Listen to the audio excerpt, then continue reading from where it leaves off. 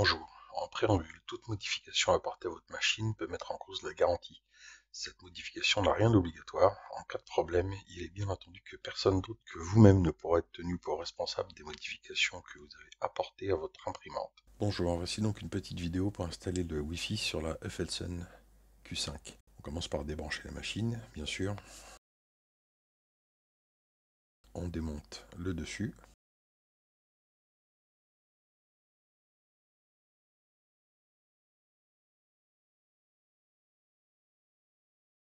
Le connecteur Wi-Fi est ici, une bande verte, une bande noire.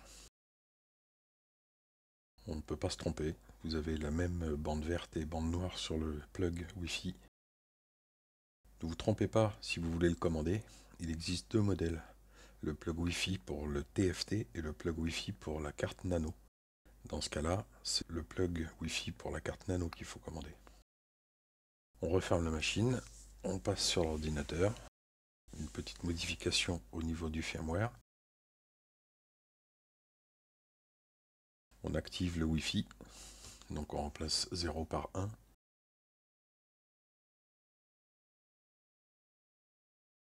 On sauvegarde le fichier.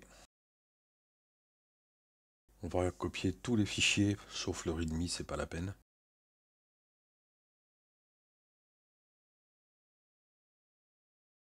Sur la carte micro SD, qui est bien entendu vierge.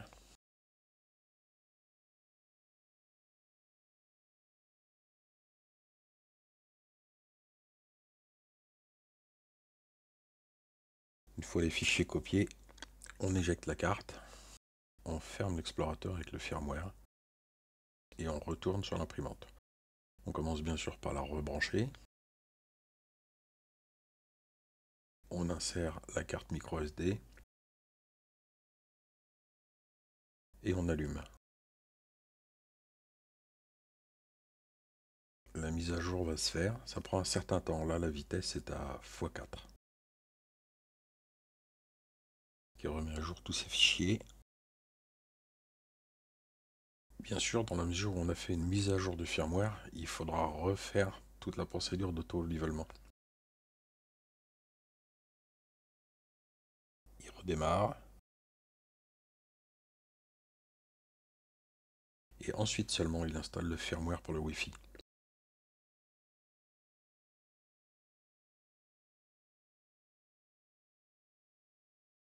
Maintenant, en allant dans le menu Config, on a une icône Wi-Fi.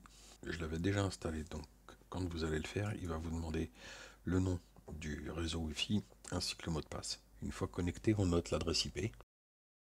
On ouvre Cura, on va dans le Market. On cherche le plugin MKS Wi-Fi. On l'installe. Il faut redémarrer Cura pour qu'il soit pris en compte. Ensuite, on va dans Gérer les imprimantes. On choisit MKS Wi-Fi. Là, on ajoute l'adresse IP que nous a indiqué l'imprimante.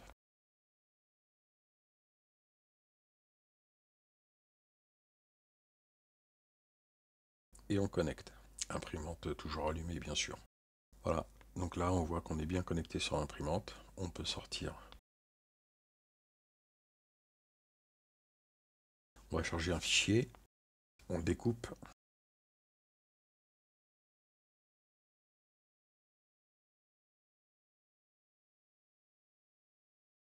Et là, on a une icône Print over Q5.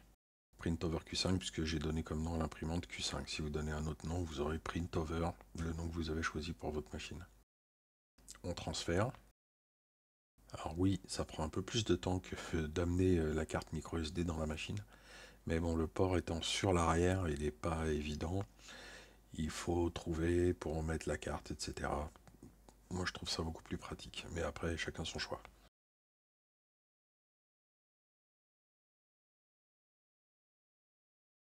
Une fois que le fichier est arrivé dans l'imprimante, on peut voir qu'elle se met à chauffer et c'est parti pour l'impression.